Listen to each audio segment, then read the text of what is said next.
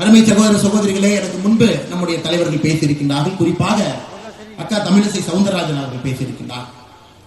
நடைமுறை அரசியல் என்ன நடந்து கொண்டிருக்கிறது, எதற்காக வருகின்ற காலம், நம்முடைய காலம், பாரதிய ஜனதா கட்சி எதற்காக ஆட்சிக்கு வர வேண்டும் என்கின்ற ஒரு பாதையை நமக்கு காண்பித்துக் கொடுத்திருக்கின்றார். எல்லாவற்றையும் தாண்டி மிக முக்கியமாக இருக்கக்கூடிய தொண்டர்களுக்கு, தலைவர்களுக்கு தெரியும், இதற்கு மேல் தமிழகம் தாங்காது என்பது நம்ம எல்லோருக்கும் தெரியும். கிட்டத்தட்ட 70 ஆண்டுகள் காலமாக தாய் தமிழகத்தை எந்த அளவுக்கு சின்னாப்படுத்த முடியுமோ அந்த அளவுக்கு சின்னாபின்னப்படுத்தி இருக்கின்றார்.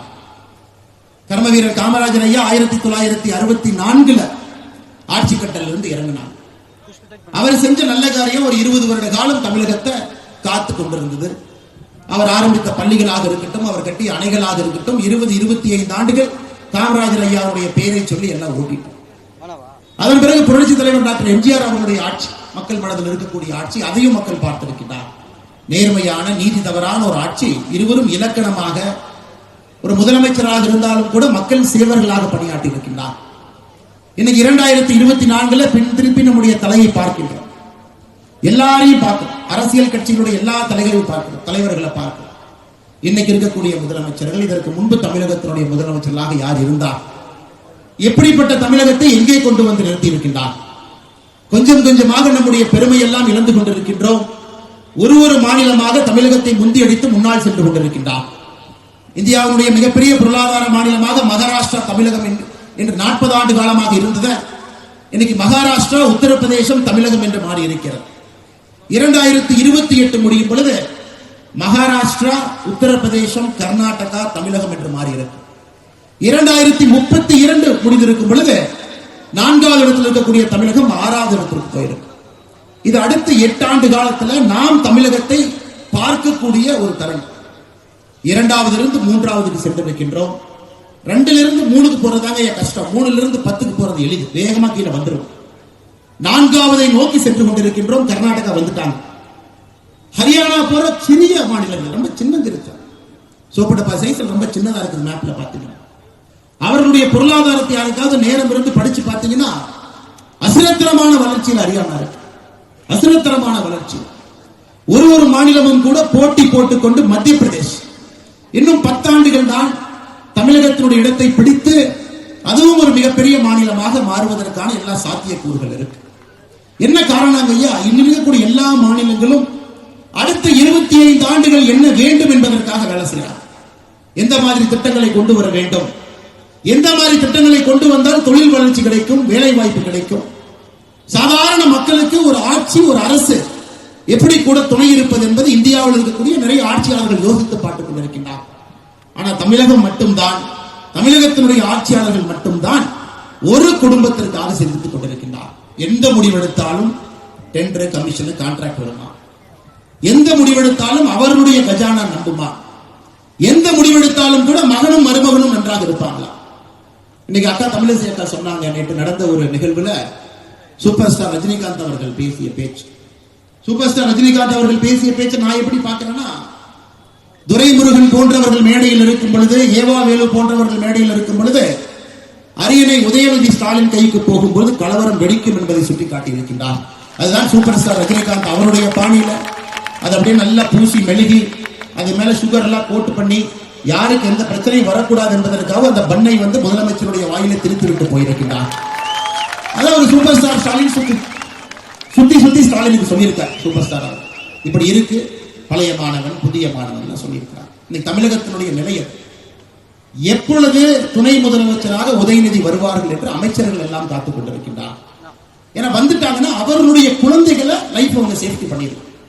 இன்னைக்கு நான் வழக்கமான அரசியல் பேச்சு பேச போவது கிடையாது. காரணம், சில முக்கியமான விஷயங்களை உங்கள் முன்னால் பகிர வேண்டும் என்று நான் நினைத்துக் கொண்டிருக்கின்றேன். காரணம், தமிழகத்தினுடைய தலைநகர சென்னையில் அதை சொல்ல வேண்டும் என்பது என்னுடைய ஆசை. நானும் 3 ஆண்டு காலமாக இது போன்ற ஒரு சமயத்திற்காக காத்துக் கொண்டிருந்தேன். இன்னைக்கு இவர்கள் எல்லாரும் எதற்காக காத்திருக்கின்றார்கள்? முதலமைச்சருடைய கையில் இருந்து உதயநிதி ஸ்டாலின் கைக்கு அந்த பொறுப்பு போகும் பொழுது நமக்கு பின்பு நம்முடைய மகன் வந்து விடுவான், எந்த பிரச்சனை இருக்காது என்பதற்காகத்தான் திராவிட முன்னேற்ற கழகத்தினுடைய அமைச்சர்கள் ஜால்ரா கோஷ்டிகளாக சத்தம் போட்டுக் கொண்டிருக்கின்றார். எப்படி ஒரு கிணத்து தவளை கத்தும் பொழுது சுற்றி இருக்கக்கூடிய கிணத்து தவளைகள் கத்துமோ அதுபோல எல்லாரும் மாத்தி அவர்கள் எப்படி அரசியலுக்கு வந்தாங்க? தன்மான அரசியல் 1970 பேசின தலைவர்கள் இன்னைக்கு உதயநிதி ஸ்டாலின் துணை முதலமைச்சராக வருவது தவறு கிடையாது என்று பேசிக் கொண்டிருக்கின்றார். இங்கேதான் தமிழ் சமுதாயம் சென்று கொண்டிருக்கிறது. எங்க போயிட்டு இருக்குன்னா இங்க போயிட்டு இருக்கு.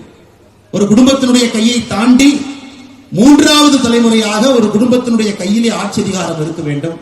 அது உதயநிதி ஸ்டாலின் கையிலே இருக்க வேண்டும் என்ற ஒரு பக்கம். இதற்கு முன்பு தமிழகத்தில் ஒரு அரசியல் விமர்சகர் வாழ்ந்த ஒரு மாமனிதர் ஒரு வார்த்தையை சொன்னாங்க. இந்துக்களுடைய எழுச்சி தமிழகத்தில் ஏற்படும் பொழுது திமுக பழனிக்கு பால்காவடி தூக்கும் என்று சொன்னார். இந்துக்களுடைய எழுச்சி தமிழகத்தில் ஏற்படும் பொழுது திமுக காரன் பழனிக்கு பால்காவடி தூக்குவார். இன்னைக்கு எல்லோரும் பழனியை நோக்கி சென்றிருக்கின்றார். பழனியில மாத்தி மாத்தி பேசுறாங்க. நாங்கள் ஊரை சார்ந்தோம், எங்களுடைய விவசாயமாக நாங்கள் செய்தாலும் கூட எங்களுடைய முதல் அறுவடை பழனிக்கு போகும். தமிழகத்தினுடைய எல்லோருக்கும் முருகன் தமிழ் கடவுளாக நம்முடைய கடவுளாக இருந்தால் நான் சார்ந்திருக்கக்கூடிய பகுதிக்கு எங்களுடைய முதல் கடவுளாக முருகருமான் இத்தனை காலமா இருக்கு. எங்களுடைய முதல் முட்டை பழனியில் இருக்கும், பெயர் வைப்பது பழனியாக இருக்கும். முருகனை நன்றாக தெரிந்தவன் நான். என்னுடைய பெயரும் கூட முதல்ல சிவசெந்தில் குமார் என்றுதான் இருந்தது. 10வது தான் அது அண்ணாமலையாக அந்த பெயர் மாற்றம் செய்தார். முருகனாக இருந்து சிவனாக என்னுடைய பெயரை மாற்றம் செய்தார். நான் முருகபெருமானை நன்றாக உணர்ந்தவன் நான். ஆண்டி கோலத்தில் இருக்கக்கூடிய முருகன் அது அசாதாரணமான ஒரு கடவுள், சாதாரணமான ஒரு கடவுள் கிடையாது. ஆண்டி கோலத்தில் இருக்கக்கூடிய முருகன் ஞானத்தினுடைய உச்சத்தினுடைய ஒரு தன்மை. அது பழனி கோவிலை பத்தி உங்களுக்கு என்ன தெரியுது? பழனி கோவிலை பற்றி புரியாதவர்கள் என்ன பண்ணுவாங்கன்னா, பழனி கோவிலின் மீது அரசியலுக்காக கை வைப்பார். யாரெல்லாம் பழனி கோவிலில் அரசியலுக்காக கை வைத்தார்களோ அவர்கள் மண்ணோடு மண்ணாக சாய்ந்திருப்பதுதான் தமிழக மன்னனுடைய சரித்திரம். ஆண்டி கோலத்தில் இருக்கக்கூடிய ஒரு மனிதனுக்கு விழா விடுத்து முருகபெருமானுடைய சிலையை வைத்து கல்லூரி மாணவர்களை கொண்டு வந்து செல்ஃபி எடு அப்படின்னு சொல்ற அளவுக்கு தான் இன்னைக்கு திமுக காரனுடைய சனாதன தர்மம் இருக்கு. போன செப்டம்பர்ல 2023 சனாதன தர்மத்தை வேறறுப்போம் என்று அதே மேடையில உதயநிதி ஸ்டாலின், அதே மேடையில சேகர் பாபு சனாதன தர்மத்தை வெட்டி எரிய வேண்டும் என்று பேசினார். இன்னைக்கு உச்ச நீதிமன்றத்திலே உதயநிதி ஸ்டாலின் மீது வழக்கு இருக்கு. அதுக்காக நோட்டீஸ் கொடுத்திருக்கிறார். உதயநிதி ஸ்டாலின் அவரும் தன்னுடைய தரப்புக்கான பதிலை கொடுத்திருக்கிறார். அது நடந்து கொண்டிருக்கிற சரியாக ஒரு ஆண்டு கழித்து இன்னைக்கு அதே சனாதன தர்மம் வேண்டாம், அதை வெட்டி வீழ்த்த வேண்டும் என்று சொன்னவர்கள் முருகனுடைய பெயரை வைத்து பழனியில பால்காவடி தூக்குவதற்கு பதிலாக இது போன்ற ஒரு அரசியல் காமெடியை செய்து கொண்டிருக்கின்றார். அதையெல்லாம் தாண்டி ஆச்சரியம் என்னன்னாங்க, உதயநிதி ஸ்டாலின் அவர்கள் பேசுறாங்க. இது வெறும் முருகன் மாநாடு மட்டுமல்ல, தமிழ் பண்பாடும் கலந்து நடந்து கொண்டிருக்கக்கூடிய ஒரு விழா. இன்னைக்கு மூச்சுக்கு 300 தடவை இவங்க எல்லாம் வந்து பெரியார் பெரியார் பெரியார் சொல்றாங்க. மூச்சுக்கு 300 தடவை திராவிட மாடல் என்றால் பெரியார் மாடல் அப்படிங்கிறார். நடந்து கொண்டிருப்பது பெரியாருடைய ஆட்சி. இதே பெரியார் அவர்கள் தமிழ் பண்பாட்டை பத்தி என்ன சொன்னார் உங்க எல்லோருக்குமே தெரியும். தமிழ் பண்பாடு என்றால் நம்முடைய தாய்மொழியினுடைய 3 புலவர், ஐயன் திருவள்ளுவர் அவர்கள், தொல்காப்பியர் அவர்கள், கம்பன் அவர்கள். இந்த 3 பேர்த்த பத்தி பெரியார் என்ன சொன்னார்கள் மட்டும் நான் படிக்கிறேங்க, நீங்க கேளு. திருவள்ளுவர் பத்தி சொல்றார். திருவள்ளுவன் காலத்திற்கு ஏற்ற வகையில் ஆரிய கருத்திற்கு ஆதரவு கொடுக்கும் அளவில் பகுத்தறிவை பற்றி கவலைப்படாமல் நீதி கூறும் முறையில் தனது மத உணர்ச்சியோடு ஏதோ கூறி சென்றான். இது பெரியார் அவர்கள் ஐயன் திருவள்ளுவரை பற்றி பேசுவார். பெரியார் அவர்கள் தொல்காப்பியனை பற்றி என்ன சொல்றாங்க பாருங்க. தொல்காப்பியன் ஆரிய கூலி, ஆரிய தர்மத்தை தமிழ் இலக்கணமாக செய்துவிட்ட மாபெரும் துரோகி. பெரியார் அவர்கள் கம்பனை பற்றி என்ன பேசுறாங்க பாருங்க. கம்பன் இன்றைய அரசியல்வாதியை போன்றவன், அது ஒண்ணுதான் கரெக்டா சொல்லியிருக்காரு. கம்பன் இன்றைய அரசியல்வாதியை போன்றவன். அரசியல்வாதியை தப்பா பெரியார் சொல்லியிருக்காரு, கம்பனை பற்றி தவறா சொல்லியிருக்காரு. முழு பொய்யன், முழு பித்தலாட்டக்காரன். இது பெரியார் அவர்கள் தமிழ் மொழியினுடைய தமிழ் பண்பாட்டினுடைய உச்சத்தில் இருக்கக்கூடிய 3 புலவர்களை பற்றி சொன்ன கருத்து. ஆனா இன்னைக்கு அதே திராவிட முன்னேற்ற கழகம், அந்த சித்தாந்தத்திலிருந்து நாங்கள் வந்திருக்கின்றோம் என்று சொல்லியிருக்கக்கூடிய திராவிட முன்னேற்ற கழகம், தந்தை பெரியாருடைய மாடல் தான் திராவிட மாடல் என்று சொல்லக்கூடிய திமுக இன்னைக்கு தமிழ் பண்பாடு என்கின்ற வார்த்தையை உச்சரிக்கிறார்.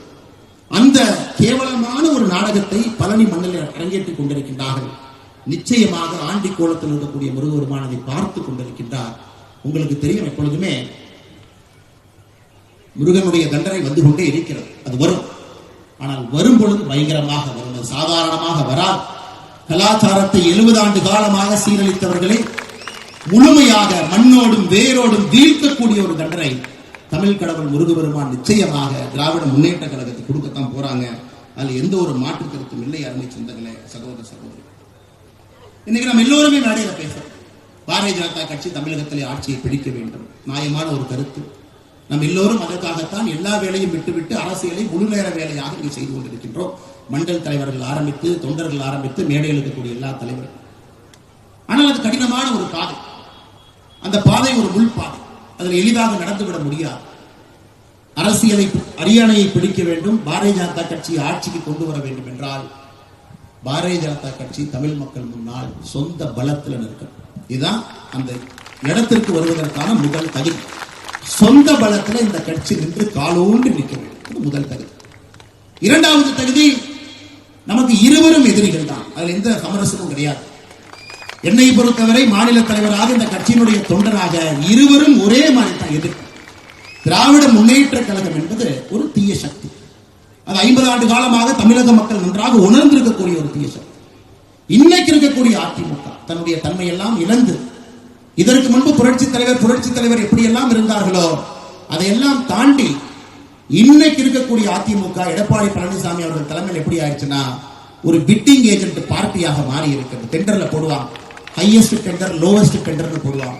அதுபோல் ஹையஸ்ட் டெண்டர் கட்சியாக எடப்பாடி பழனிசாமி அவர்கள் அதிமுக நடத்தி கொண்டிருக்கிறார். இந்த கருத்தை பேச வேண்டாம் நினைச்சேன். காலையிலே எடப்பாடி பழனிசாமி அவர்கள் என்னை பற்றி சில கருத்துக்களை சொல்லியிருந்தார்கள், கட்சியை பற்றி சில கருத்துக்கள் சொல்லியிருந்தார். யாரையோ பிடித்து பதவிக்கு வந்த அண்ணாமலைக்கு என்ன தெரியும்? உழைக்காமலே பதவிக்கு வந்த அண்ணாமலைக்கு என்ன தெரியும்? அண்ணாமலைக்கு இருப்பது வாயும் வாக்கும் தான். அவர் மைக்க பார்த்தாவே பொய் பேசுவாரு அப்படின்னு எடப்பாடி அவர்கள் சொல்லி இருக்கிறார். அதற்கு நான் கருத்து சொல்லவில்லை என்றால் தவறாக போய்விடும். காரணம், நாளைக்கு நான் ஒரு 3 மாத காலம் வெளியே படிக்க செல்கின்ற காரணத்தினால இதே கருத்து தமிழகத்தில் 10 முறை சொன்னீங்கன்னா அது உண்மையாயிருக்கும். அதனால இந்த கருத்துக்கு பதிலடி கொடுக்க வேண்டிய கட்டாயத்தில் நான் இருக்கேன். அண்ணன் எடப்பாடி பழனிசாமி அவர்களே, உங்க ஊர் சிலுவம்பாளையத்தில் ஒரு மர்டர் நடந்தது. பங்காளிகளுக்குள்ள சண்டையில ஒருவர் கொலை செய்யப்பட்டார். கொலை செய்யப்பட்ட பிறகு அதே சிலுவம்பாளையத்தில் ஒருத்தர் கைது செய்யப்பட்டார். அதன் பிறகு சிறைக்கு போனார். அதன் பிறகு கைது செய்யப்படாத ஒருத்தர் மேற்கு தொடர்ச்சி மலையில் ஒளிந்திருந்தார். இன்னைக்கு திமுக இருக்கக்கூடிய மூத்த அமைச்சர், அன்னைக்கு அதிமுக அமைச்சர், அவர் கையை காலை பிடித்து அந்த வழக்கை முடித்துவிட்டு வெளியே வந்து சிலுவம்பாளையம் பஞ்சாயத்து தேர்தலில் நின்று தோர்த்த மனிதர் நீங்கள். ஆனால் தயவு செய்து எனக்கு நேர்மையை பற்றி, நாணயத்தை பற்றி எனக்கு நீங்கள் பாடம் எடுக்க வேண்டாம். அதே கொங்கு பகுதியில், அதே பக்கத்து மாவட்டத்தில் வந்தவர், அருமை பெருமை எல்லாம் எனக்கு தெரியும். கூவத்தூர்ல நடந்தது கட்சியினுடைய பொதுச் செயலரை தேர்ந்தெடுக்கக்கூடிய நிகழ்வா? கூவத்தூர் நடந்தது அலங்கோலம். ஒரு புரட்சி தலைவி நடத்திய ஒரு கட்சி, தமிழகத்தில் திமுகவுக்கு மாற்றாக இருக்க வேண்டும் என்று தமிழக மக்கள் நினைத்த ஒரு கட்சி. கூவத்தூர் நீங்க என்ன அநியாயம் பண்ணீங்க? இஎம்ஐ டெண்டர் சிஸ்டத்தில் கட்சியினுடைய முதலமைச்சரை தேர்ந்தெடுத்தேன். ஹையஸ்ட் பிட்டராக எடப்பாடி பழனிசாமி, மீடியம் பிட்டராக கொங்கு பகுதியில் இன்னொரு அமைச்சர், லோவஸ்ட் பிட்டராக தென் தமிழகத்தில் ஒரு அமைச்சர். என்ன பிட்டிங்? எந்த எம்எல்ஏவுக்கு மாசம் என்ன பணம் கொடுக்க வேண்டும் என்பதுதான் கூவத்தூர்ல இந்த பிட்டிங் முறை. அதன் பிறகு தவழ்ந்து காலில் விழுந்து பதவியை பிடித்த எடப்பாடி பழனிசாமி தன்மான மிக்க ஒரு விவசாயியுடைய மகனை பச்சையின்களே 10 ஆண்டு காலம் கையெழுத்து போட்டு ஒரு பைசா வாங்காத அண்ணாமலை பற்றி சொல்வதற்கு எடப்பாடி பழனிசாமி என்கிற தற்கொலைக்கு எந்த விதமான அதிகாரம் கிடையாது. இது அகந்தை. 2026 புரட்சி தலைவர் நடத்திய இந்த கட்சி இது போன்ற கிழக்கு தலைகள் என்று வழிநடத்திக் கொண்டிருக்கின்றீர்கள். தூக்கி எறியப்படுவீர்கள். 4வது இடம் கூட கிடையாது. 2026 சட்டமன்ற தேர்தலில் அனைத்து இந்திய அண்ணா திராவிட முன்னேற்ற கழகத்திற்கு 4வது இடம் கூட கிடையாது. இன்னைக்கு ஒரு உண்மையை சொல்றேன். எதற்காக எனக்கும் அதிமுகவுடைய தலைவர்களுக்கும் சண்டை? இதெல்லாம் தனிப்பட்ட வாக்கியால் பிரச்சனை. மேடையில் நிறைய தலைவர்கள் இருக்கிறாங்க, அதிமுகவோடு கூட்டணி வேண்டும் என்று சொல்லக்கூடிய தலைவர்கள். எனக்கும் அதிமுகவுக்கும் வாய்க்கால் பிரச்சனையா? நம்முடைய கூட்டணியில் இருக்கக்கூடிய தலைவர் எடப்பாடி பழனிசாமி அவர்களை தொலைபேசி மூலமா கூப்பிடுறாங்க. 2019 வாரணாசியில மோடி அவர்கள் வேட்புமனு தாக்கல் செய்ய போறாங்க. எல்லா முதலமைச்சர்களும், கூட்டணி கட்சியினுடைய முதலமைச்சர்களும் அங்க போறாங்க. நீங்களும் வாங்க, நான் போலாம். அதற்கு எடப்பாடி பழனிசாமி சொன்ன பதில் என்னன்னா, தோற்க போகிற மோடிக்காக நான் எதற்கு வாரணாசிக்கு வர வேண்டும் என்று சொன்ன பதில். இல்லை என்று எடப்பாடி பழனிசாமி சொல்லட்டும். என்னுடைய தலைவனை பற்றி எப்படி எடப்பாடி பழனிசாமி என்று பேசினாரோ, மானமுள்ள அண்ணாமலை அன்றிலிருந்து கூட்டணி கட்சி தலைவராக எடப்பாடி பழனிசாமி எப்பொழுதும் நான் ஏற்றுக்கொண்டது கிடையாது.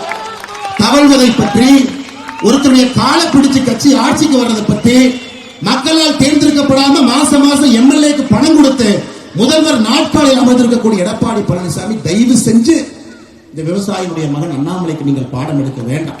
எப்படி வர வேண்டும், எப்படி அரசியல் எடுக்க வேண்டும், எப்படி செய்ய வேண்டும் என்கின்ற பாடம் எடுக்க. நான் உண்மைதான் பாரதிய ஜனதா கட்சியின் கிளை தலைவராக நான் சேரவில்லை. உண்மைதான் நான் ஒன்றிய தலைவராக நான் பணியாற்றவில்லை. உண்மைதான் நான் மாவட்ட தலைவராக பணியாற்றவில்லை. நான் இந்த கட்சியிலே உங்களை போல தொண்டராக சேர்ந்தது முதல் 2 திராவிட கட்சிகளையும் அப்புறப்படுத்த வேண்டும் என்பதற்காக.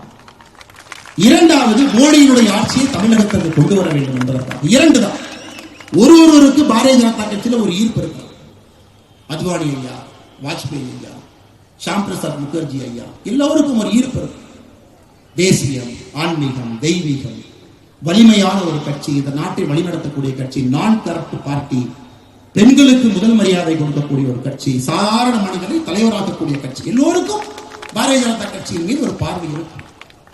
எனக்கு பாரதிய ஜனதா கட்சியின் மீது இருந்த பார்வை, தமிழகத்தில் 2 திராவிட கட்சிகளையும் தூக்கி எறிய வேண்டும் என்றால் அதற்கு பாரதிய ஜனதா கட்சியால் மட்டும்தான் முடியும். இந்த கட்சியிலே தொண்டனாக சேர வேண்டும் என்பதற்காகத்தான் இந்த கட்சியில் தொண்டனாக சேர. எடப்பாடி பழனிசாமி அவர்களே உங்கள்கிட்ட 2 மணி இருக்காங்களே, தங்கமணி வேலுமணி, போன் பண்ணி டெல்லியில கேட்க சொன்னார். கட்சியில் சேர்ந்த பொழுது நிபந்தனை இல்லாமல் இந்த கட்சியில சேர்ந்த தொண்டனாக எந்த ஒரு பொறுப்பு வேண்டும் கேட்கவில்லை, பதவி வேண்டும் கேட்கவில்லை, ஒன்றை விட்டு விட்டு வந்திருக்கின்றேன் என்று சொல்லி காட்டவில்லை. 2 திராவிட கட்சிகளையும் தூக்கி எறிய வேண்டும் என்றால் பாரதிய ஜனதா கட்சியில தொண்டராக இருக்க வேண்டும் என்று. இந்த கட்சி எப்படி எல்லா தொண்டர்களுக்கும் ஒரு பொறுப்பு கொடுக்குதோ அதுபோல்தான் எனக்கும் ஒரு பொறுப்பு கொடுத்திருக்கு. பெரிய பொறுப்பு சின்ன பொறுப்பு கிடையாது. உங்க கட்சியில வேணா மேடையின் மீது அமர்ந்திருக்கிறனால நீ பொதுச் செயலராக இருக்கலாம். ஆனா என் கட்சியில மேடையின் மீது நான் அமர்ந்திருப்பனால் இவர்களுக்கு நான் சேவகம் செய்யக்கூடிய சேவகம். அதான் எங்கள் கட்சிக்கும் அடிப்படையில் உங்கள் கட்சிக்கும் இருக்கக்கூடிய அடிப்படை வித்தியாசம். தற்கூடிய எடப்பாடி பழனிசாமிகளுக்கு இதெல்லாம் தெரியாது. அதனால அன்பு சகோதர சகோதரிகளே, ஆட்சிக்கு வர வேண்டும் என்று நீங்கள் நினைத்தால் தெளிவாக இருக்க வேண்டும். 2 திராவிட கட்சிகளையும் ஒழித்து கட்ட வேண்டும். தெளிவாக இருக்கணும். நம்ம சிந்தனையில எந்த விதமான தேக்கம் இருக்கக்கூடாது. தெளிவாக இருக்க வேண்டும். தெளிவாக இருக்கும். 2 பேரையும் ஒழிச்சுக்கணும். 2 பேரும் நமக்கு பரம் எதிரிகள். என்ன, திமுக கொள்ளையடிச்சு அவனுடைய கட்சிக்காக சொந்தக்காரங்கிட்ட ஆடிட்டர் வச்சு சேர்த்து வைப்பான். எடப்பாடி பழனிசாமி அவர்கள் தன்னுடைய சம்பந்தி மூலமாக கொள்ளையடிச்சு அவர் ஒரிசால, பீகார்ல, ஜார்க்கண்ட்ல மைன்ஸ்ல சேர்த்து வச்சுக்கலாம். 2 பேருக்கும் அடிப்படை வித்தியாசம். மற்றபடி இந்த கட்சிக்கு பெரிய வித்தியாசம் எதுவும் இல்லை. அதனால அன்பு சொந்தங்களை உங்களுடன் மறுபடியும் வைக்கக்கூடிய வேண்டும்.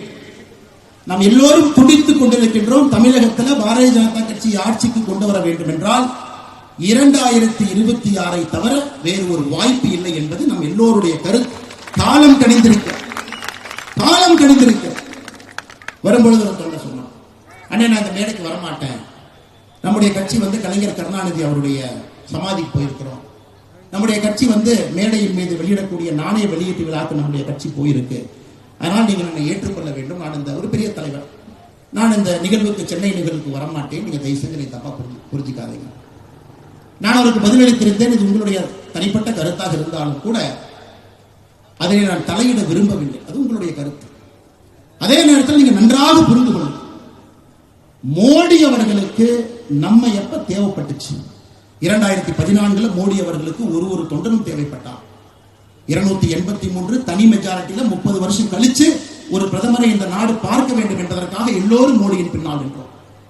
2019 அந்த கண்டினியூட்டி, மோடி அவர்கள் வர வேண்டும் என்பதற்காக மறுபடியும் நாம் நின்றோம்.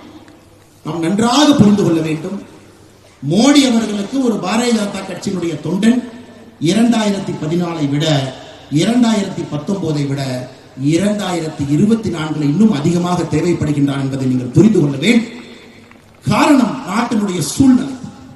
நம்மை சுற்றி இருக்கக்கூடிய நாட்டை பாருங்க, இலங்கையை பாருங்க, பங்களாதேஷை பாருங்க, பாகிஸ்தானை பாருங்க, ஆப்கானிஸ்தானை பாருங்க, மாலத்தீவை பாருங்க, நேபாள பாருங்க. எல்லாம் ஜனநாயகம் தோத்து விட்டது. ஒரு பக்கம் சர்வதிகாரிகள் வந்திருக்கின்றார்கள், இன்னொரு பக்கம் மிலிட்டரி ரூல், இன்னொரு பக்கம் என்ன பண்றதுனே தெரியாத பொருளாதார சுமையிலே அந்த நாடுகள் மாட்டியிருக்கிறது. நாட்டிற்குள்ள எதிரிகள் அதிகமாக இருக்கின்றார். என்ன வந்தாலும் பேசலாம், வாய்க்கு வந்ததெல்லாம் பேசலாம், என்ன வேண்டுமானாலும் பிளவுபடுத்துவதற்காக பேசிவிட்டு சென்று விடலாம், அதன் மூலமாக ஆதாயம் படலாம் என்று நாட்டில் இன்னைக்கு எதிர்க்கட்சிகள் அதிகமாக இருக்கிறார். இந்த நேரத்தில் நாம் மோடியின் பக்கம் இருக்க வேண்டியது நம்முடைய கடமை. மத்திய பிரதேசனுடைய முதலமைச்சர் கோயம்புத்தூருக்கு வரும் பொழுது நான் வரவேற்க செல்ல மாட்டேன் என்று சொன்னேன். அதே நான் மத்திய அரசு ராஜ்நாத் சிங் அவர்கள் தமிழகத்திற்கு வந்து கருணாநிதி அவர்களுக்கு ஒரு மரியாதை செய்யும் பொழுது அந்த நிகழ்வுக்கு போயிருந்தேன். நீங்கள் புரிந்து கொள்ள வேண்டும், எதற்காக நாம் இதை செய்கின்றோம் என்பதை புரிந்து கொள்ள வேண்டும். மோடி அவர்கள் எப்பொழுதும் அரசியலை ஒரு பக்கமும் தனி மனிதனுடைய வாழ்க்கையை ஒரு பக்கமும் பார்க்கக்கூடிய ஒரு மனிதன். 2017 நவம்பர்ல பாரத பிரதமர் நரேந்திர மோடி அவர்கள் கலைஞர் கருணாநிதியுடைய வீட்டுக்கு போனாங்க. வீட்டுல போய் கேட்டார், ஐயா நீங்க எங்கூட வந்துருங்க, பிரதம மந்திரி இல்லத்துல தங்கிக்குங்க, டெல்லியில ஒரு 15 நாள் எங்கூட நீங்கள் வர வேண்டும் என்பது என்னுடைய ஆசை. 15 நாள் என்னோடு இருந்து விட்டு திரும்ப நீங்க தமிழகத்திற்கு வாங்க. நம் பிரதமர், நம்முடைய தலைவர் பாரத பிரதமர் நரேந்திர மோடி அவர்கள் 2017 நவம்பர்ல கலைஞர் கருணாநிதியுடைய இல்லத்திலே சொல்லியிருக்கக்கூடிய வார்த்தையே அரசியலை ஒரு பக்கமும் தனி மனிதனுடைய வாழ்க்கையை ஒரு பக்கமும் பிரித்து பார்க்கக்கூடிய ஸ்டேட்ஸ்மேன்ஷிப் ஓடிட்டு இருக்கு. நாம் என்று 100 ஆண்டுகள் கடந்திருக்கக்கூடிய 5 முறை தமிழகத்தினுடைய முதலமைச்சராக இருந்த ஒரு மனிதனுக்கு மரியாதை செய்திருக்கின்றோம். இதே மேடையில கலைஞர் கருணாநிதி கரெக்ட் சொல்லுவீங்களா? ஆம், தமிழகத்தினுடைய நம்பர் 1 ஊழல்வாதி, எந்த மாற்று கருத்தும் இல்லை. இதே மேடையில மாற்று அரசியல் வேண்டும் என்று சொல்வீர்களா? நிச்சயமாக வேண்டும், எந்த மாற்று கருத்தும் இல்லை. அதே நேரத்தில் கலைஞர் கருணாநிதி அவர்கள் தமிழகத்திற்கு செய்திருக்காங்களா? செஞ்சிருக்கிறாங்க. 5 முறை முதலமைச்சராக இருந்து மக்களுக்கு பணி செஞ்சிருக்காங்களா? செஞ்சிருக்கிறாங்க. அந்த இரண்டையும் பிரித்து பார்க்க வேண்டிய கட்டாயம் நமக்கு இருக்கிறது. அன்பு சகோதர சகோதரிகளே, அதை உணர்ந்துகிட்டீங்கன்னா மட்டும்தான் இந்த political party will be a matured political party. ஒரு அரசியல் இயக்கத்திற்கும் ஒரு அரசியல் கட்சிக்கும் இருக்கக்கூடிய அடிப்படை தன்மை என்னன்னா, நம்முடைய அரசியல் என்பது மெச்சூர்டாக இருக்கும். எதை எப்பொழுது செய்ய வேண்டுமோ செய்வதற்கு நாம் தயாராக இருக்க வேண்டும். அதைத்தான் நாம் செய்து கொண்டிருக்கின்றோம். தமிழகத்தில் திமுகவினுடைய கூட்டணியும் பாரதிய ஜனதா கட்சியினுடைய கூட்டணி வரும். இன்னைக்கு டிவியை போட்டீங்கன்னா இதான் பேசுவாங்க. எல்லாம் ஏசி ரூம் உட்கார்ந்து விமர்சகர், வலதுசாரி, இடதுசாரி, எத்தனை சாரி இருக்குன்னு தமிழ்நாட்டுடைய மீடியாவை பார்த்தா தான் நமக்கே தெரியும். எல்லாரும் பேசுவாங்க. இல்ல மாநில தலைவராக இருந்த கட்சியில் அண்ணாமலையும் ஒரு தொண்டன் தான். எப்பொழுதும் கூட்டணியா வராதுன்னு நீங்க சொல்லுங்க பார்க்கணும். இந்த மீடியா நண்பர்கள் அடிக்கடி கேட்கக்கூடிய கேள்வி என்னன்னா, நம்மளை அப்படி பிரஷர்ல போகணும் அப்படின்னா தமிழரசு அக்கா யாராச்சும் இருக்கா மைக்க நீட்டி உங்களுக்கும் திமுகவுக்கும் எப்பவுமே கூட்டணி வராது நீங்க சொல்லுங்க பார்க்க. நான் சொல்றேன், இது பாரதிய ஜனதா கட்சி ரத்தமாக ஓடிக்கொண்டிருக்கிறது. மத்தியிலே பாரதிய ஜனதா கட்சியினுடைய தலைவர்கள் எல்லோரும் இங்க இருக்கக்கூடிய தொண்டர்களை கேட்டுத்தான் முடிவெடுக்கின்றார்கள். காங்கிரஸ் கட்சியில் இல்லாம இருக்குன்னா அது பாரதிய ஜனதா கட்சியில் எப்பவுமே இருக்கு. அதற்கு அச்சாரமாக 2024 பாராளுமன்ற தேர்தலில் தேசிய ஜனநாயக கூட்டணி தன்னுடைய பலத்தை காட்டி இருக்கிறது. மக்கள் முன்னால் ஒரு மாற்று சக்தியாக நாம் நின்று கொண்டிருக்கின்றோம். தொண்டர்களே, நான் சொன்ன அது பெரிய செய்தியாக எனக்கு தெரியும். இதை நான் யோசித்து, ஆழமாக யோசித்து, நிதானித்து, நன்றாக சிந்தனை செய்து, பாரதிய ஜனதா கட்சியினுடைய எந்த ஒரு தொண்டனுக்கும் மனம் புண்படக்கூடாது என்பதை நன்றாக உணர்ந்து இந்த வார்த்தையை நான் பதிவு செய்கின்றேன். எப்பொழுதும் பாரதிய ஜனதா கட்சிக்கும் திமுகவுக்கும் தமிழகத்தில் உறவு இருப்பதற்கான வாய்ப்பு இல்லை. எழுதி வைத்துக் கொள்ளுங்கள். தேசிய கட்சி எப்படி வேணாலும் முடிவெடுப்பாங்க. ஒரு தேசிய கட்சி எப்படியெல்லாம் முடிவெடுக்காது. ஒரு தேசிய கட்சி எப்பொழுதும் தொண்டனுடைய உணர்வுக்கு மதிப்பளித்தான் தேசிய கட்சி முடிவெடுக்கும். அதுதான் பாரதிய ஜனதா கட்சிக்கும் தேசிய கட்சி என்கின்ற பெயருக்கே ஒரு கெட்ட பெயரை வாங்கி கொடுத்திருக்கக்கூடிய காங்கிரஸ் கட்சிக்கும் வித்தியாசம். காங்கிரஸ் கட்சியிலே இங்க தலைவர்கள் கிடையாது, அடிமைகள் இருக்கின்றார்கள். அவரெல்லாம் அடிமைகள். இங்க தலைவர்கள் கிடையாது, அடிமைகள். 1971 எப்படி இந்திரா காந்தி அவர்கள் கூட்டணியில் ஆரம்பித்து காங்கிரஸ் கட்சி என்கின்ற கட்சி தமிழகத்தில் காணாமல் போயிடுச்சு. அடிமைகளாக இருந்து கொண்டு அவர்கள் காங்கிரஸ் கட்சி நம்மை பார்த்து கேள்வி கொண்டிருக்கின்றார். ஆனால் நீங்கள் தைரியமாக களத்திலே உங்களுடைய அரசியலை நீங்கள் செய்ய வேண்டும். எந்த விதமான சமரசமும் நம்ம களத்தில் இருக்கக்கூடாது. காரணம், உயிரை கொடுத்து கொண்டிருக்கின்றோம். இல்ல இந்த தீய சக்தியை விட அந்த தீய சக்தி கொஞ்சம் தீய சக்தி, அந்த தீய சக்தியோட கூட்டணி வச்சு இந்த சக்தியை தள்ளி விட்டுட்டு அவங்கள கொண்டு வாங்க. பவருக்கு வந்தா இதை விட பெரிய தீய சக்தியாக அந்த தீய சக்தி இருக்கும். அதை தொடர்ந்து தமிழகம் பார்த்து கொண்டிருக்கிறது. அருமை சொந்தங்களே, தொண்டர்களே, இங்க இருக்கக்கூடிய நம்முடைய தலைவர்கள் எல்லோரும் உழைத்துக் கொண்டிருக்கின்றீர்கள். உங்களுடைய உழைப்புக்கு அங்கீகாரம் கொடுக்கும். மாவட்ட தலைவர் கபிலனை 2 நாளைக்கு முன்னாடி கைது பண்ணி 3 நாளுக்கு பிறகு நான் வந்து பாரதிய ஜனதா கட்சிக்கும் திமுகவுக்கும் வாழ்க்கையிலே ஒட்டுறவு இருக்காது என்று சொன்னால்தான் என்னுடைய சேருக்கும் எனக்கும் அது மரியாதை. இங்கே ஒரு தலைவனை இங்கே அமர வைத்துக் கொண்டு 5 நாட்கள் சிறையில் இருந்து வந்த தலைவனை வைத்துக் கொண்டு அரசியல் மாறும், காலல் மாறும், சூழல் மாறும், என்னவெல்லாம் நடக்கலாம் சொல்வதற்கு நான் இங்கே தலைவராக இல்லை, பாரதிய ஜனதா கட்சியுடைய தொண்டராக நான் இல்லை என்று சொல்கிறேன். ஆனால் பாரதிய ஜனதா கட்சியினுடைய தொண்டர்கள் நீங்கள் தைரியமாக களத்தில் இருக்க வேண்டும். எந்த விதமான சுணக்கத்தையும் எங்கேயும் காட்டாது. நாம் இருவரையும் எதிர்க்க வேண்டும். அடியோடு திராவிட அரசியலை ஒழிக்க வேண்டும். அதற்கான நேரம், அதற்கான காலம். இதை விட்டுட்டோம் அப்படின்னா திரும்ப நமக்கு கிடைக்காதுங்க. எப்போ வரும்? 2026 ஒரு அரிய வாய்ப்பு. இந்த வாய்ப்பை விட்டுவிட்டால் திரும்ப இது போல ஒரு வாய்ப்பு எப்பொழுது வரும் என்பது நமக்கு தெரியாத அன்பு சொந்தங்கள். இதை மாநில தலைவராக உங்களிடம் சொல்வது என்னுடைய கடமையாக நான் கருதுகின்றேன்.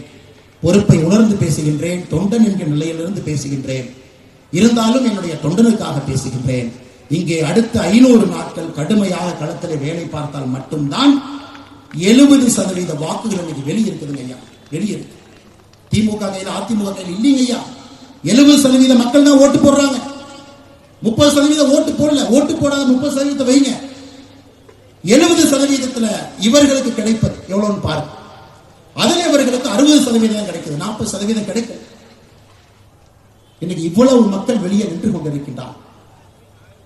60லிருந்து 70% ஒரு தேர்தலிலும் ஒரு திராவிட கட்சிக்கு வாக்களிக்காம நின்று பார்த்து கொண்டிருக்கின்றார். வாக்களிக்க பிடிக்காதவர்கள் 30%. இன்னொரு கட்சி தோற்கும் என்று தெரிந்தும் திமுக அதிமுகவுக்கு ஓட்டு போடக்கூடாது என்று போடுவர்கள் எவ்வளவு பேர்? 60லிருந்து 70% ஓட்டு இன்னைக்கு சாயந்தரம் தமிழகத்தில் திராவிட கட்சிகளுக்கு மாற்றாக இருக்கக்கூடிய ஒரு கட்சிக்கு அது காத்திருக்கு. நாம் இன்று செய்ய வேண்டிய வேலை, அரசியல் கட்சியாக இருக்கின்றோம், ஆளத்தகுதியான கட்சி என்பதை நாம் நிரூபிக்க வேண்டும். இரண்டுக்கும் ஒரு வித்தியாசம். அரசியல் கட்சிக்கும் ஆளத்தகுதியான கட்சிக்கும் ஒரு சிறிய வித்தியாசம். அதை இன்று நம்முடைய தொண்டர்கள், தலைவர்கள் களத்திலே காட்ட வேண்டும் என்பது என் அன்பான வேண்டுகோள். ஆளத்தகுதியான கட்சி என்ன? முதல் இலக்கணம். ஆளத்தகுதினா என்ன? எல்லோரையும் அளவரைத்து செல்லக்கூடிய பண்பு. ஒரு பேச்சை பேசும் பொழுது நாம் முதலமைச்சராக, நாம் அமைச்சராக, நாம் எம்எல்ஏவாக, நாம் எம்பியாக இருந்தால் எப்படி அதை கொண்டு வருவோமோ அந்த மெச்சூரிட்டி. மூன்றாவது, எல்லா பிரச்சனைக்கும் ஒரு தெளிவான தீர்வு. நான்காவது, தமிழகத்தை முன்னிலைப்படுத்தி தமிழகத்திலே பாரதிய ஜனதா கட்சியினுடைய அரசியல். ஐந்தாவது, தேசியம், ஆன்மீகம் எப்பொழுதும் நம்முடைய இரு கண்களாக தமிழகத்தை முதன்மைப்படுத்தும் பொழுது நம்முடைய அரசியலை 2 கண்களாக இருக்கிறது. இதை செய்யும் பொழுது கொஞ்சம் கொஞ்சமாக, எனக்கு திமுகவையும் பிடிக்காது, அதிமுகவையும் பிடிக்காது, பாரதிய ஜனதா கட்சியை கொஞ்சம் பொறுத்திருந்து பார்ப்போம் என்று நினைப்பவர்கள் நம் பக்கம் வர ஆரம்பிப்பார். அதை நீங்கள் செய்ய வேண்டும். அதற்கு ஒரு பெரிய வாய்ப்பு இந்த உள்ளாட்சி தேர்தல். அன்பு சொந்தங்களே, இந்த உள்ளாட்சி தேர்தலில் பாரதிய ஜனதா கட்சியினுடைய முடிவு எல்லா இடத்திலும் பாரதிய ஜனதா கட்சி நிற்கும். எல்லா இடத்திலும் நிற்கும். மாமன்றத்தில், பஞ்சாயத்தில், எல்லா இடத்திலும் பாரதிய ஜனதா கட்சி நிற்கும் என்பது நம்முடைய அமைப்பு பொதுச்செயலாளர் கேசவநாயன்ஜி அவர்கள் எடுத்திருக்கக்கூடிய முடிவு. எல்லா இடத்திலும் நிற்போம். நிற்பதற்கு நீங்கள் தயாராக இருக்க வேண்டும். ஆட்சிக்கு வர வேண்டும் என்று நீங்கள் நினைத்தால் உள்ளாட்சி தேர்தலில் ஒரு தொண்டனும் தலைவனும் களம் இறங்க வேண்டும். மக்களுக்கு நாங்கள் சேவை செய்வோம் என்பதை நீங்கள் களத்திலே காட்ட வேண்டும். பாரதிய ஜனதா கட்சி மாற்று சக்தி என்று சொன்னால் 1,12,000 இடத்துல பாரதிய ஜனதா கட்சியினுடைய தலைவர்கள், தொண்டர்கள் உள்ளாட்சி தேர்தலில் நிற்க வேண்டும். 1,12,000 இடத்துல. இதெல்லாம் நிற்கும் பொழுது நம்முடைய பலத்தை மக்களுக்கு காட்டுகின்றோம், நம்முடைய விஸ்தாரத்தை காட்டுகின்றோம். 1,12,000 இடத்துல பெரிய கட்சிகளை நிற்பதற்கு பயப்படுவார். நாம் நிற்கின்றோம். நீங்க ஒரு கால் நின்றுட்டீங்கன்னா அந்த ஏரியால நீங்க தான் தலைவர். பிரச்சனையா இருந்தாலும் உங்க வீட்டுல 6 மணிக்கு உங்க கதவை தான் மக்கள் தட்டுவார். அதையும் நீங்க பார்க்கணும். ஒரு முறை நின்று விட்டால் பாரதிய ஜனதா கட்சியை பொறுத்தவரை எங்களுடைய முதலமைச்சர் அந்த வார்டுக்கு நீங்க தான். எல்லா வார்டுகளுக்கும் சேர்த்து ஒரு முதலமைச்சர் இருக்கலாம், இத்தனை வார்டுகளுக்கு ஒரு எம்எல்ஏ இருக்கலாம். பாரதிய ஜனதா கட்சியை பொறுத்தவரை உள்ளாட்சி தேர்தலில் இந்த முறை நீங்கள் போட்டியிட்டு விட்டால் எங்களுடைய முதலமைச்சர் அந்த வார்டுக்கு நீங்க தான் என்பதை நீங்கள் புரிந்து கொள்ள முடியும். 1,12,000 முதலமைச்சர்கள் ஒன்றாக சேரும் பொழுது 2026 தமிழகத்திற்கு பாரதிய ஜனதா கட்சியினுடைய முதலமைச்சர் கிடைப்பார் என்பதை நல்ல புரிந்து. அதற்கு 1,12,000 பேர் களத்தில் நிற்கணும். அதனால் நம்முடைய முதல் சவால் உள்ளாட்சி தேர்தலுக்கு தயாராக களத்திலே நாம் நிற்க வேண்டும். இரண்டாவது சவால் 2 கட்சிகளுக்கும் மாற்று நாம் தான் என்பதை நாம் சொல்ல வேண்டும். 3 செயல்களை இருக்க வேண்டும். 4வது சவால் திமுகவுடைய எதிர்ப்பு, அதிமுகவுடைய எதிர்ப்பை சரியாக புரிந்து அந்த எதிர்ப்பை களத்திலே காட்ட வேண்டும். இதெல்லாம் 500 நாட்கள் தாங்க இருக்கு. 2026 இது வராது வந்திருக்கக்கூடிய ஒரு மாமன். இதை முழுமையாக இங்க இருக்கக்கூடிய அன்பு சொந்தங்கள் நீங்கள் எல்லோரும் பயன்படுத்திக் கொள்ள வேண்டும் என்று அன்போடு உங்களிடம் இந்த நேரத்தில் கேட்டுக்கொள்கிறேன். அதே நேரத்தில் இங்க இருக்கக்கூடிய மண்டல் தலைவர் சாதாரண வேலை செய்யலீங்க. நீங்க இந்த தேர்தல் ரிசல்ட்டை எப்படி வேணாலும் பார்க்கலாம். ஒரு தண்ணீரை எடுத்து பாதி தான் தண்ணீர் இருக்கு, பாதி தண்ணீர் இல்லை சில பேர் சொல்றாங்க. நான் அப்படி பார்க்கவில்லை. இந்த கோப்பையிலே பாதி தண்ணீரை நற்பி இருக்கின்றோம் என்றுதான் நான் பார்க்கின்றோம். இந்த கோப்பையில பாதி தண்ணீர் நப்பி சாதாரணமா நீங்க வேலை செய்யலைங்க. தமிழகத்துல 68,045 பூத் இருக்கு. 68,045 பூத். அதுல பாரதிய ஜனதா கட்சி தேசிய ஜனநாயக கூட்டணி 7,174 பூத்துல முதலிடத்தில் வந்திருக்கின்றனர். 7,174 பூத்துல முதலிடம். இரண்டாவது இடத்துல 18,086 பூத்துல இரண்டாவது. அப்படி என்றால் பாரதிய ஜனதா கட்சி தேசிய ஜனநாயக கூட்டணி முதலிடம் இரண்டாவது இடம் இரண்டும் சேர்ந்து 25,260 பூத்துல வந்திருக்காங்க. என்ன அர்த்தங்க? 37% பூத் தமிழ்நாட்டில் பாரதிய ஜனதா கட்சி தேசிய ஜனநாயக கூட்டணி முதலிடம் அல்லது இரண்டாவது இடத்தை பிடித்திருக்கின்றன. 37% பூத். இது வளர்ச்சி இல்லைங்களா? உங்களுடைய உழைப்பு இல்லையா? 37% பூத், மொத்த பூத். அப்படி இருக்கும் பொழுது இங்கே திராவிட அரசியல் வெற்றி பெற்று விட்டது என்று எப்படி சொல்ல முடியும்? 37% பூத்துல முதலிடம் அல்லது இரண்டாவது இடத்தில் நீங்க இருக்கிறீங்க. கடுமையா உழைச்சிருக்கிறீங்க. மக்களுக்கு பதில் சொல்லியிருக்கிறீங்க. இவர்கள் சொல்லக்கூடிய பொய்யை உடைத்துக் கொண்டிருக்கின்றனர். தினமும் உண்மையை பேசுறேன். இவர்கள் எதிர்த்து அரசியல் பண்றேன். திமுக என்கின்ற தீய சக்தியினுடைய கைதுக்கு யாரும் பயப்படாம களத்தில் இருக்கிறீங்க. அன்பு சொந்தங்களே, அன்பு தோழர்களே, தலைவர்களே, மறந்து விடாதீர்கள். பாதி தூரம் தாண்டி இருக்கின்றோம். இன்னும் பாதி தூரம் தாண்ட வேண்டும். இந்த பாதி தூரம் நாம் தாண்ட வேண்டும் என்றால் அரசியல் கட்சியாக இருக்கக்கூடிய நாம் ஆளத்தகுதியான கட்சி என்பதை தமிழக மக்களுக்கு நிரூபணம் செய்ய வேண்டும். அதை அடுத்த 500 நாட்களில் நீங்கள் எல்லாம் செய்ய வேண்டும் என்று பணிவன்போடு உங்களிடம் நான் கேட்டுக்கொள்கிறேன். கடைசியாக சொல்ல வேண்டும் என்றால், நம்முடைய முதலமைச்சர் அவர்கள் மறுபடியும் அமெரிக்காவுக்கு போறார். ஏன்னா அவருக்கு ஒரு ஆசை. பாரத பிரதமர் இத்தனை நாட்டுக்கு போறாரு, உக்ரைனுக்கு போறாரு, போர் நிறுத்துறன்னு பேசுறாரு, ரஷ்யாவுக்கு போறாரு, ரஷ்யாலையும் கட்டிப்பிடிக்கிறாங்க, உக்ரைன்லயும் கட்டிப்பிடிக்கிறாரு. இல்லையா? வித்தியாசமா இருக்கு. ஏன்னா முதலமைச்சர் பார்க்கிறார், நாம் அந்த மாதிரி போலாமே. துபாயில் ஆரம்பிச்சு சிங்கப்பூர் போய், ஜப்பான் போய், ஸ்பெயின் போய், இன்னைக்கு அமெரிக்கா கிளம்பிருக்கு. முதலமைச்சர் இன்னொரு நப்பாசை என்னன்னா, 14 நாடுகள்ல பிரதமர் அவர்களுக்கு உயரிய விருது கிடைச்சிருக்கு. அது 7 இஸ்லாமிய நாடுகள் இருக்கு. நமக்கும் யாராச்சும் கொடுப்பாங்களா? நாம் ஏற்கனவே சொல்லி இருக்கின்றோம், புலியை பார்த்து பூனை சூடு ஓட்டுக் கொள்ளலாம். நாமளும் புலியாகலாம், நாமளும் தாவலாம், நாமளும் எட்டி குதிக்கலாம். அன்பு சொந்தங்களே, எந்த விதமான டிராமாவை உங்க போட்டாலும் கூட முதலமைச்சர் அவர்களுக்கு தெரியும், தமிழகத்தில் இருக்கக்கூடிய திமுகவிற்கும் தெரியும், இந்த பொய்யான அரசு, பித்தலாட்டத்தனமான அரசு, ஏழை மக்களுடைய வயிற்றை அடிக்கக்கூடிய அரசு, தமிழகத்திற்கு எந்த விதமான நல்லதும் செய்யாம தமிழிசைக்கா சொன்னது போல ஸ்டிக்கர் ஒட்டக்கூடிய ஒரு அரசு, ஆண்டிக்கோளத்தில் இருக்கக்கூடிய எம்பெருமான் முருகனை அவமானப்படுத்தி, இதையெல்லாம் பேசிவிட்டு அவமானப்படுத்திவிட்டு ஒரு மாநாடு போட்டால் முருகனுடைய மனம் குளிர்ந்து விடும் என்று நினைக்கக்கூடிய ஒரு மூடத்தனமான அரசுக்கு 2026 மக்கள் பதிலடி கொடுக்க போறாங்க. அதனால் நீங்கள் தெளிவாக இருக்க வேண்டும், கடுமையாக உழைக்க வேண்டும். எந்த இடத்திலும் கூட சுணக்கம் காட்டாதீங்க. வருகின்ற காலம் நம்முடைய காலம் என்பதை மறந்து விடாதீர்கள். குறிப்பாக இந்த மேடையில் இருக்கக்கூடிய எல்லா நம்முடைய ஆற்றல் மிகுந்த மாவட்ட தலைவர்களுக்கு என்னுடைய நெஞ்சார்ந்த வாழ்த்துக்களை, நல்வாழ்த்துக்களை தெரிவித்துக் கொள்கின்றேன். மேடைக்கு முன்புறத்தில் இருக்கக்கூடிய நம்முடைய மண்டல தலைவர்களும் மாவட்ட தலைவர்கள் சார்பாக அவர்களுக்கும் என்னுடைய நெஞ்சார்ந்த வாழ்த்துக்களை, நல்வாழ்த்துக்களை தெரிவித்துக் கொள்கின்றேன். சென்னையில் இருக்கக்கூடிய 3 பாராளுமன்றத்தில் 591 பூத் முதலிடத்தில் வந்திருக்கிறேன். நீங்கள் எல்லாம் உங்களை மாற்றிக் கொள்ள வேண்டும். 591 பூத், 3 பாராளுமன்றமும் சேர்த்து 3 பாராளுமன்றத்தில் பாருங்க, 18 தொகுதியில 13 தொகுதியில நாம 2வது வந்திருக்கோம். 591 பூத்துல முதலாவது வந்திருக்கின்றோம். இது வெற்றிக்கான முதல் படி. கோப்பை பாதி நம்பி இருக்கிறது என்று பார்க்க வேண்டிய பார்வை. அதனால் இன்னும் வேகமாக சுணங்காம நீங்க வேலை செஞ்சுக்கிட்டே இருங்க. வருகின்ற காலம் நம்முடைய காலம். அதில் எந்த ஒரு மாற்று கருத்தும் இல்லை. எதற்கும் பயப்படாதீங்க. மோடிக்கு நாம் தேவை என்பதை நன்றாக உணர்ந்து கொள்ளுங்கள். மோடி ஐயாவுக்கு எப்ப நாம தேவைப்பட்டோமோ அதை விட அதிகமாக ஒரு பாரதிய ஜனதா கட்சியுடைய தொண்டன் இன்னைக்கு தேவைப்படுறான். இது மோடி ஐயா புதிய பென்ஷன் ஸ்கீமை பத்தி பேசியிருக்கிறாங்க. நேஷனல் பென்ஷன் ஸ்கீம், அதை சொல்ல வேண்டியது நம்முடைய கடன். 2005 பென்ஷன் ஸ்கீமை தூக்குனீங்க. இன்னைக்கு 20 ஆண்டுகள் கழித்து மோடி ஐயா 2024 அற்புதமான பென்ஷன் திட்டத்தை கொண்டு வந்திருக்கிறார். நேரடியாக 23 லட்சம் மக்களுக்கு நேரடியாக பயன்பட போறாங்க. நல்லா யோசிச்சு 25 ஆண்டுகளுக்கு மேல பணி செஞ்சிருக்கிறீங்க. கடைசியா வாங்கின 12 மாசத்தினுடைய சம்பளத்தினுடைய ஆவரேஜ் 50% நேரடியாக உங்களுக்கு வருது. உறுதியான ஓய்வூதியம், குடும்ப ஓய்வூதியமாக இருக்கும்போது ஓய்வூதியரின் மறைவுக்கு பிறகு அவர் பெற்ற ஓய்வூதியத்தில் 60% குடும்பத்தினருக்கு வருது. 10 ஆண்டு காலம் பணி பணி செய்துவிட்டு வேலையை விட்டுட்டு வெளியே வந்தீங்கன்னா 10,000 ரூபாய் உங்களுக்கு ஓய்வூதியம். இதெல்லாம் நம்ம எடுத்து போய் சொல்லணும். தெருமுனை கூட்டம் போட்டு நான் பேசுறேன். இதை மோடி அவர்கள் எதிர்பார்க்கின்றார். ஏன்னா பொய்யாயிரம் பேசலாம். ஆனா பாரதிய ஜனதா கட்சியுடைய தொண்டன் உண்மையை பேசுவதற்கு நாம் பயப்படக்கூடாது. உண்மையை பேசுவதற்கு நீங்கள் களத்தில் இருக்க வேண்டும். நேற்று நடந்த ஒரு நிகழ்வு, இது போல தினமும் 1008 நிகழ்வுகள் நம்முடைய மத்திய அரசு சாதனையாக செய்து கொண்டு இருக்கிறது. இதையெல்லாம் நீங்கள் பேச வேண்டும், மக்களிடத்தில் எடுத்துச் செல்ல வேண்டும். மோடி அவர்களுக்கு எப்பொழுதும் இல்லாத அளவுக்கு நாம் இன்று தேவைப்படுகின்றோம். அவரோடு அரணாக இருக்க வேண்டியது நம்முடைய கடமை. தனிப்பட்ட வெறுப்புகள் இருந்தாலும் அதை தள்ளி வைத்துவிட்டு மோடிக்கு அரண்சுவராக ஒரு பாரதிய ஜனதா கட்சியினுடைய தொண்டனும் தலைவனும் இருக்க வேண்டும் என்கிற அன்பான வேண்டுகோளை வைத்து உறுப்பினர் சேர்க்கை முகாம் செப்டம்பர் 1ஆம் தேதியிலிருந்து ஆரம்பிக்கும். இதுதாங்க நம்ம போட்டி. நம்ம போட்டியில அங்க காட்டுறோம் எத்தனை பேருக்கு பாரதிய ஜனதா கட்சியினுடைய உறுப்பினராக சேர்க்க போகின்றோம் என்பதுதான் நம்முடைய போட்டியாக இருக்க வேண்டும்.